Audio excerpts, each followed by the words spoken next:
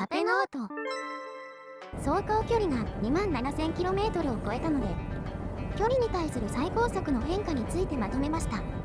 まず最初に私の PCX160 の使用環境についてご説明します。 PCX160 は通勤で使用しています。郊外を一定速度で走行しているので、駆動系への負担は市街地を主に利用しているライダーに比べて小さいと思われます。仮に年間通しての平均燃費と負荷に相関関係があるとしたら、私の PCX160 の燃費が約2年間の平均が 50.5km なので、あなたの燃費が 40km だとすると約 20% 負荷が小さいということになります。もう少し負荷が小さいんじゃない？そうですね。燃費よりタイヤの摩耗具合の方がいいかもしれません。約 27,500km 走行時点でのタイヤの摩耗を見ていきましょう。最初にフロントタイヤを見てみます。センターの溝は 2.5mm です。もう1箇所測定してみます。ここは 2.4mm です。四輪の乗用車のスリップサインが出るのは 1.6mm です。そして二輪は 0.8mm となっているので、スリップサインが出るまでにはまだ猶予がありそうです。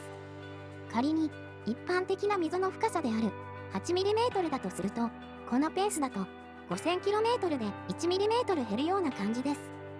そうするとスリップサインが出るまでの走行距離は約 8000km になりそうです。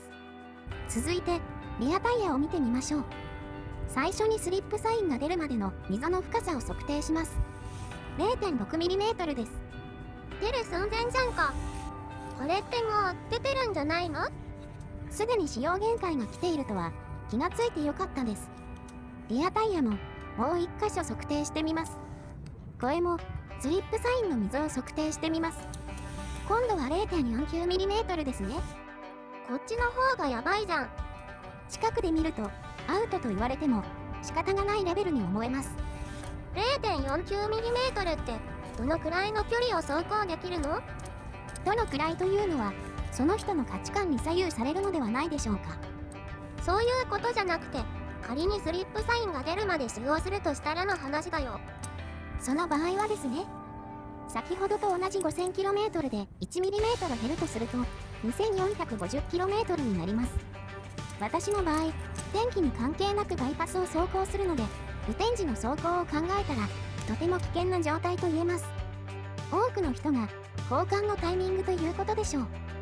近くで見るとアウトと言われても仕方がないレベルに思えます。ちなみにスリップサインが出ているタイヤで走行していると整備不良と判断され、道路交通法違反になる可能性があります。違反になるとどうなるの？制動装置等違反になり、違反点数は2点、反則金は9000円となります。タイヤが買えそうだね。 PCX は厳しいですが、原付スクーターなら交換できるかもしれません。反則金払うなら新品タイヤで安全に気分よくバイクに乗りたいよね。以前はまだ使える、もう少しいけると言いながら交換を先延ばしにしてきましたが、今回は交換を考えますね。安全面を考えたらその方がいいよ。そうですね。とにかくタイヤを選定しなくては始まりません。以前のコメントでミシュランのシティグリップの推しが多かったので、その後継モデルのシティグリップ2にします。シティグリップ2のブロックパターンはサメの歯のようなサイプデザインで、ウェット時の路面をつかみやすくなっているそうです。かっけー。上手だ。話を最高速に戻します。登録お願いします。PCX160 は新車時に 118km だった最高速度が約 27,000km 走行で110から 112km まで低下してきています。計測場所は全て同じトンネルになります。風の影響はトンネルの外よりは少ないと思うのですが、完全に排除することは困難です。気温も影響している可能性はありますが、やはり風の影響でしょう。では走行距離と最高速をグラフにしたので見てみましょう。以前から最高速度 118km から 110km くらいまで落ちてきたら V ベルトとウェイトローラーの交換を考えてきました。走行距離 26,500km くらいの時に 110km だったので、先日 V ベルトとウェイトローラーは用意しました。ウェイトローラーは純正と同じ 19g です。しかし後日再測定したら 112km だったので、交換はもう少し暖かくなってからになりそうです。最低3万 km は問題ないと思っていたので、予定通りになりそうです。このデータから見ると、およそ 3000km から 4000km で最高速度が 1km 落ちていくようです。最後に最高速の映像を2つ見てお別れです。まずは 22,500km 時点の最高速。さらにそこから約 5000km 走行後になる 27,000km 時点での最高速になります。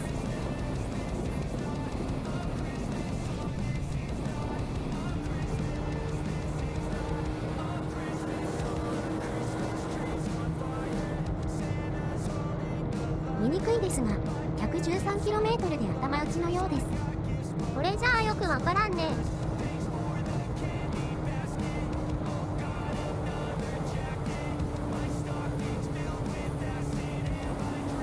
続いて 27,000km 時点での最高速になります。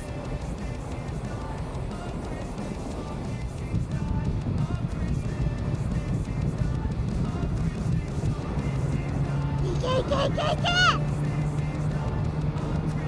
限界かな。 112km が限界のようです。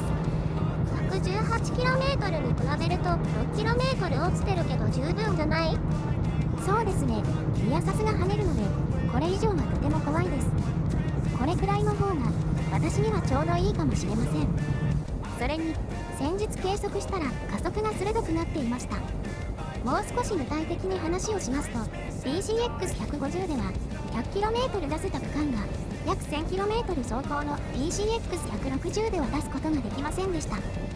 しかし先日計測したら余裕を持って 100km 出すことができました。最高速が落ちると加速が良くなるってこと？まあその辺はウェイトローラーの摩耗が影響している気がします。もちろん V ベルトの摩耗も影響しているとは思いますが、詳しいことは分かりません。コメントをお待ちしてます。そして何か分かったらお伝えいたします。お疲れ様でした。ご視聴ありがとうございます。カペノート、応援よろしくお願いします。それでは皆さん、素敵な一日をお過ごしください。それではまた。ありがとう。